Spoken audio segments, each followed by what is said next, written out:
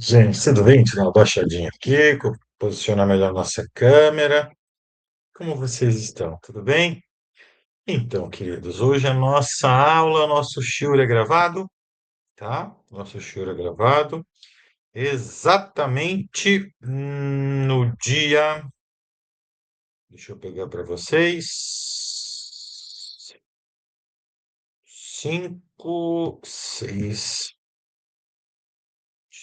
7 de Sivan. Isso? 7 de Sivan, né?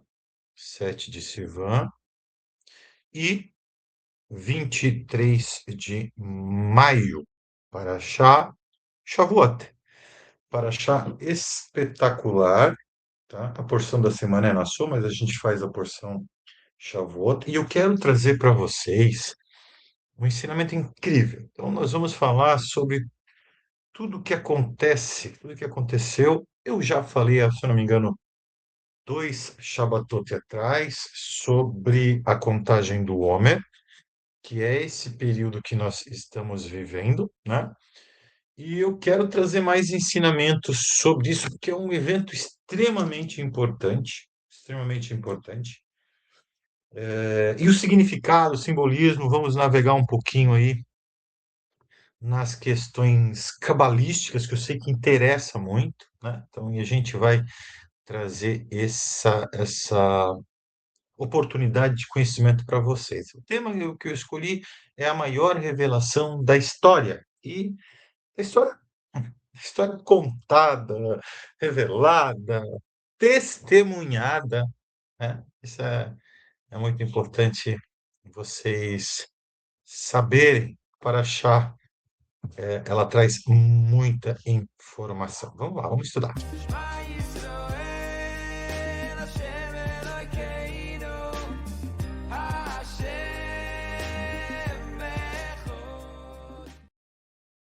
Então, a Parashá Nassau, ela traz alguns títulos sobre os méritos das mulheres judias, Sotá, as leis de Nazir, as bênçãos dadas pelo Coanim, explicação das bênçãos dos Coanim, as doações dos líderes da tribos para o tabernáculo, tem todo esse contexto. E como acontece nessa semana, na semana de Shavuot, eu tenho que trazer esse assunto para vocês, que são fantásticos, que é fantástico. Então já deixe seus comentários aqui, o seu like, né? Se você quiser conversar comigo, quer mandar um e-mail, batepapomenino@gmail.com, tá passando aqui abaixo. Então você pode mandar perguntas e, enfim, tudo que você quiser saber a respeito, tá? Nós estamos no Instagram também, forte, forte no Instagram, com vários ensinamentos, aquelas confusõezinhas de praxe, né? E, queridos, venham participar do nosso grupo de estudos. Como a Torá, perdão, essa live, perdão, essa gravação, a gente está fazendo hoje aqui, quarta-feira, vai estar sendo exibida no sábado às 17 horas, no horário normal que a gente sempre exibe. Então, a gente não vai ter a nossa reza, tá? Mas, Bezerra Hashem, no próximo sábado, a gente volta às 16h30 com a nossa reza. Eu mando o link para os grupos de estudo. Se você quiser ajudar esse canal, contribua com esse Pix. Você ajuda meu canal, nosso canal, que é de todos, ajuda também famílias que estão carentes, necessitadas. Se você quiser também ajudar esse canal, você pode entrar na área de membros que está aqui embaixo. O meu trabalho, divulgação do meu e-book, que está aí transformando o mundo, e você tem todos os caminhos aqui na descrição, tá? Além de se tornar membro, você pode adquirir. Quem se torna membro adquire o meu e-book, ok? Vamos ver o que mais. De mais a mais, gente, curta a live, ative o sininho para sempre receber conteúdos do canal o Bate-Papo Binanhor, tá bom? E deixe seu comentário, perguntas, as suas. Eu gosto muito, muito de saber o que vocês estão achando, o contexto dos ensinamentos. Eu gosto muito, dessa participação de vocês. tá bom? Então, vamos lá, queridos, vamos estudar que é o que temos para o Hashem, graças a Deus. Então, onde aparece a festa de Shavuot na Torá? Eu sei que é pouco comum para as pessoas que não têm familiaridade com a Torá, com a Bíblia hebraica, mas a gente vai trazer alguns conceitos sobre e aonde a gente encontra, e com alguns nomes diferentes, mas para a mesma passagem, para a mesma festa, para a mesma época do ano. Então a gente sabe que é Hag Shavuot, Rosh Shavuot, que é a festa a grande festa das semanas. Shavuot significa semanas, tá? Então, a referência mais explícita está escrito lá em Dvarim: e celebrarás as festas das semanas para Hashem, teu Deus. Isso está escrito em Dvarim, como eu falei para vocês, 19, perdão, 16, de 9 a 12, e está lá em Êxodo, em Shemot, 34, 22. Tá? Então, a Torá ordena contar as 7 semanas, desde a colheita do Homer, da cevada, por assim dizer, que é até a festa. Os sábios também explicam que o nome semanas ensina que Shavuot não é um evento isolado, de jeito nenhum. Ele depende de um processo que é diferente de Pesach, que ocorre por intervenção divina imediata. Shavuot exige as semanas, a preparação, que vem nas semanas, a preparação do homem, a preparação humana. Também ela é chamada de festa das primícias, Yom Abikurim, tá? Isso está em Bar Midbar 28, 26. Que mais? Urashi explica aqui que ela se conecta com a parte da agricultura dentro da Torá. O povo não recebeu a Torá para viver desconectado do mundo material. Muito pelo contrário, o objetivo é elevar a matéria. Tá? O Maral de Praga, ele traz um comentário interessante. Ele diz que as primícias representam oferecer o primeiro da consciência humana a Deus, não apenas os frutos físicos, tá? Em Shemot 23:16 fala que é Hag HaKatzir, que é festa da colheita. Também é mencionado. Aqui faz também outra menção no ciclo agrícola. Por quê? O Narmanides explica. A revelação do Sinai não foi um evento fechado no passado, ele deve ser revivido continuamente. Portanto, a Torá deixa o dia aberto, entre aspas, ligado à contagem e preparação espiritual, tá? Os sábios dizem sobre a ligação entre Pêssar, Páscoa e Shavuot, e a festa das semanas, enxergam como um processo único. Quero trazer esse ensinamento para vocês. Ensinamento do Sefer Ahinur, tá? Ele traz explicações muito conhecidas, muito famosas. Israel saiu do Egito fisicamente em Pêssar, mas só recebeu a verdadeira liberdade ao receber a Torá. Por quê? E é por isso que se conta o Homer, tá? Faz a contagem do Homer com ansiedade crescente, progressivamente, como alguém que estivesse esperando um acontecimento, o maior acontecimento da sua vida, esperando ansiosamente. E aqui existe um ponto bem legal, bem profundo, tá? No judaísmo, a liberdade sem direção não é considerada liberdade plena. Por quê? Porque a libertação apenas, quem consegue essa liberdade por sem a Torá, vamos dizer assim, ele se liberta apenas dos processos opressores. Entendam isso. Agora, é preciso mais do que isso. Você precisa fazer uma libertação para obter o propósito moral e espiritual. Aí você se liberta constantemente. E é lógico que isso contrasta diretamente na visão moderna de liberdade de hoje, que pode fazer tudo, eu posso tudo, eu quero tudo, ou seja, é uma liberdade sem limites, tá? E o que aconteceu durante o processo de Shavuot, esse processo, tá?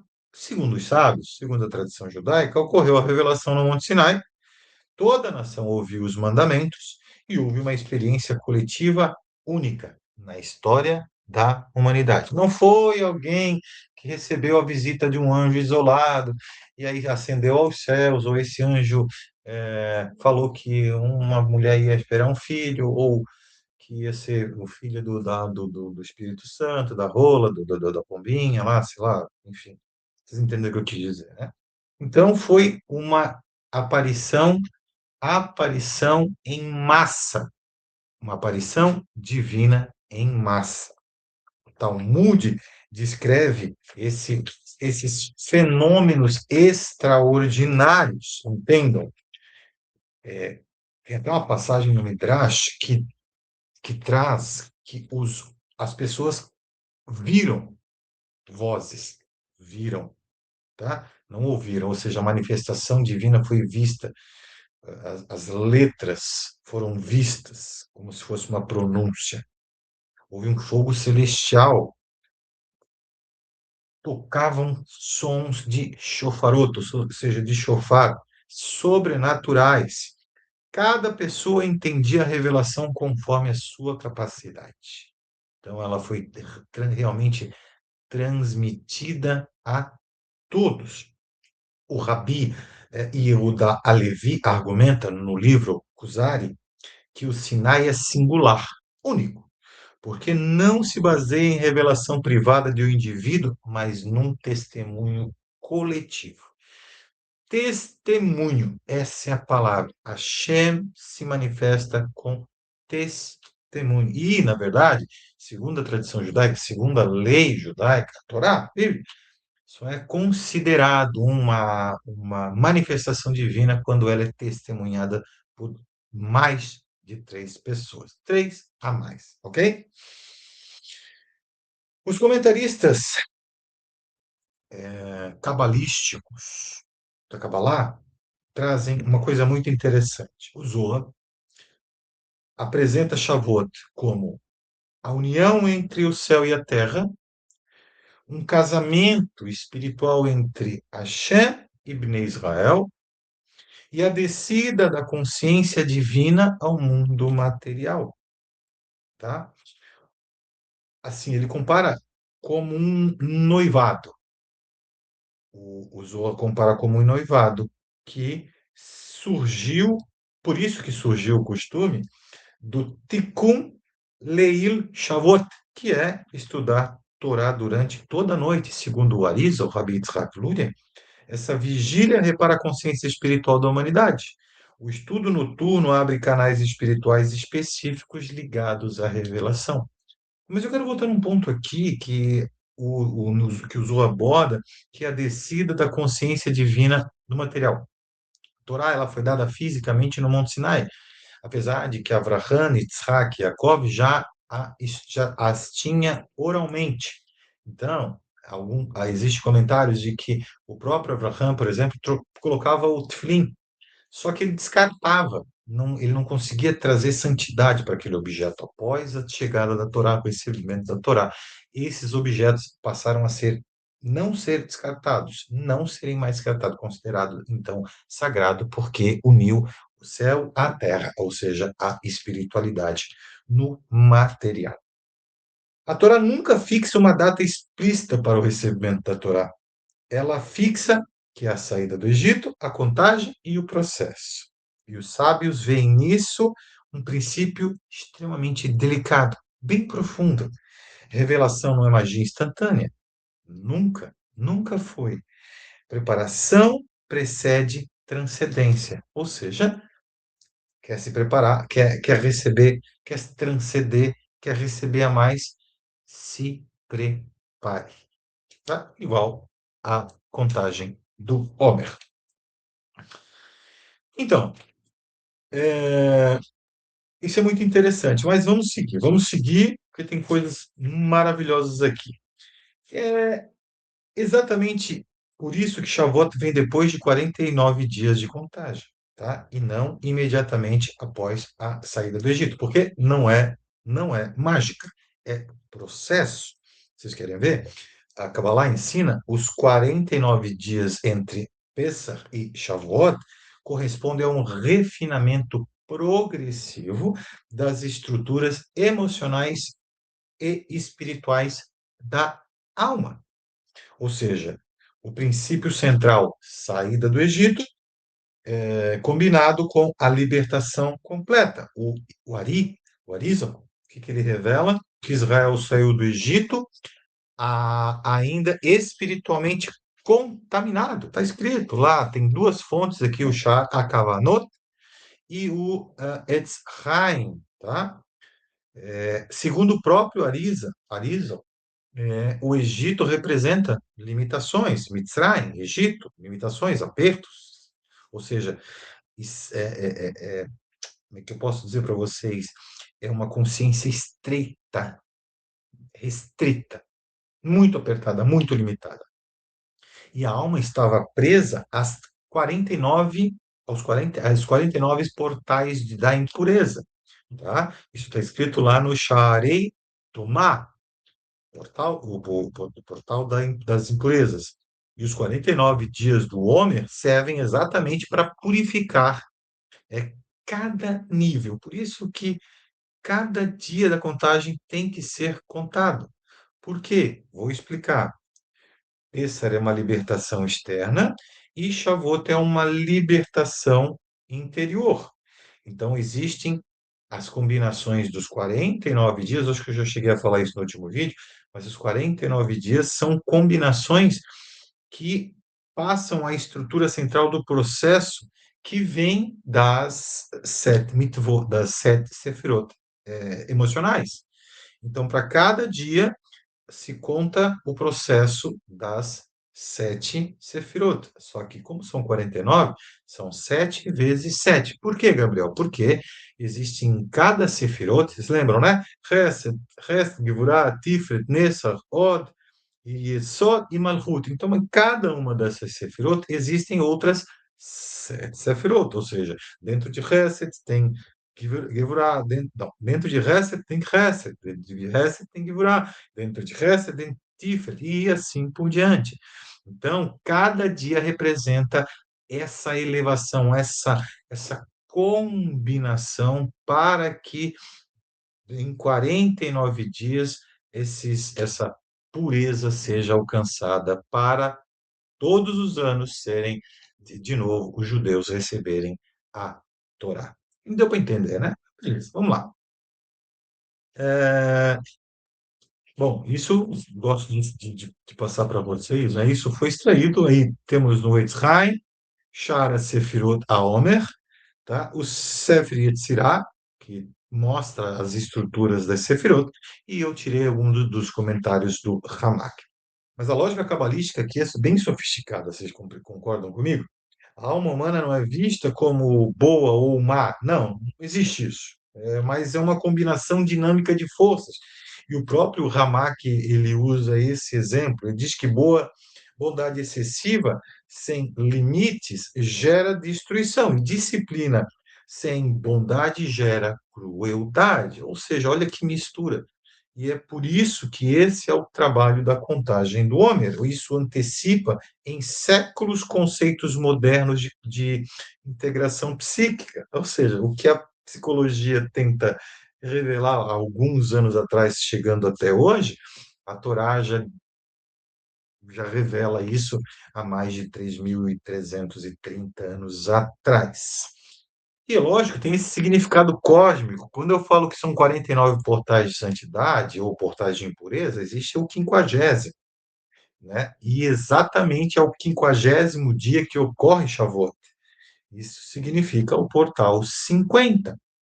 Então, existem 49 limite humano e o quinquagésimo é a transcendência divina, é o ápice do encontro com a Kadosh Baruch Hu, tá? A gente tem no livro, no terceiro volume do Zohar, 97b, isso também é mencionado no Etz Chaim, página 49, e comentários do Rabbi Moshe Cordovero. O quinquagésimo nível é chamado de Shar Anum, que o homem trabalha aos 49 e aos 50 vem como um presente divino. Aqui existe uma ideia central sobre essa própria a mística judaica, que é o que a transformação espiritual não é totalmente produzida pelo ego e existe um ponto onde o esforço humano termina e aí começa a revelação, ou seja, o homem se prepara, se prepara até o limite onde precisa entrar. Aí aonde chega o limite, onde está tudo legal, aí vem a parte do divino. Então, é, isso é muito radicalismo, né? É diferente tanto do racionalismo puro quanto do misticismo passivo. Onde eu quero chegar? Que a Kabbalah sustenta uma tensão incrível. Olha só que interessante. Disciplina humana rigorosa e seguida de abertura para o algo além do controle humano. Se quiser chegar em algum lugar e ter sucesso absoluto, você tem que fazer tudo que tiver alcance, mas mesmo assim não é o suficiente, tem que ver a mão dos céus, a mão divina, para concluir o projeto. E o Zohar descreve o Shavuot como uma união entre o aqui do aqui do chá Brihu, o santo bendito seja, né? A Kadosh Baruch Hu, e a Shekhinah, tá? E a Shekhinah, que é a presença divina, tá? Isso aparece no Zohar, no volume 1, 8a, e o Zohar, volume 3, 98a. Israel aparece simbolicamente aqui como a noiva. Por isso que é um costume, né, como eu falei para vocês, Tikkun Leil Shavuot. Segundo o próprio Zohar, os sábios adornam a noiva estudando o Torá de noite. E, e assim, o Arisa formalizou essa prática lá em Safed, se eu não me engano, no século XIV, ok? Então, é uma tradição estudar a Torá durante a noite de Shavuot. E não é muito indicado alguns ensinamentos. Não é muito indicado, por exemplo, ler Salmos depois das 18 horas, estudar à noite. A referência é bom de dia, até por causa das forças da noite, enfim. Nesse caso, bora. Outra coisa muito interessante aqui, gente, um ensinamento muito profundo que o Midrash traz, que a Kabbalah aborda. Antes do Sinai havia separação espiritual entre o material, e eu quero, por isso que eu voltei nisso, e é importante. Antes do Sinai havia separação entre o espiritual e o material, após o Sinai tornou-se possível santificar a matéria, tá? O Alter Ebe traz uma coisa muito interessante sobre isso.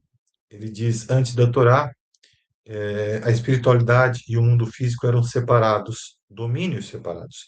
No Sinai ocorre uma fusão entre os mundos. Isso explica, como eu disse para vocês, tefilim físicos, mezuzá física, comida santificada, atos materiais tornando-se veículos espirituais. Então, na verdade, a parte mística da Torá vê Shavuot não como uma fuga do mundo, mas como uma transformação do mundo, o começo do processo de transformação e santificação do mundo material. Tá? Alguns cabalistas frequentemente criticam experiências emocionais sem refinamento moral.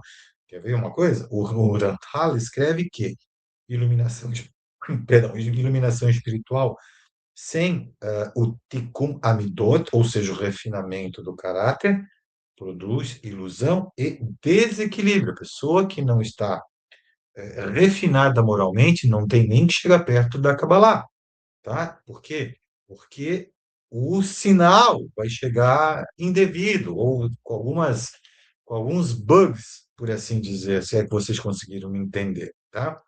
Isso a gente encontra no Mesilat e Sharim e do Derech Hashem.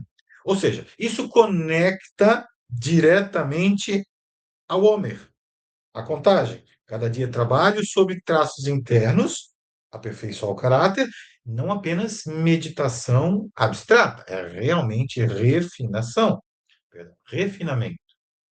Isso, não apenas refinamento, tá? É uma integralização moral que a pessoa tem que ter a cada contagem, tá?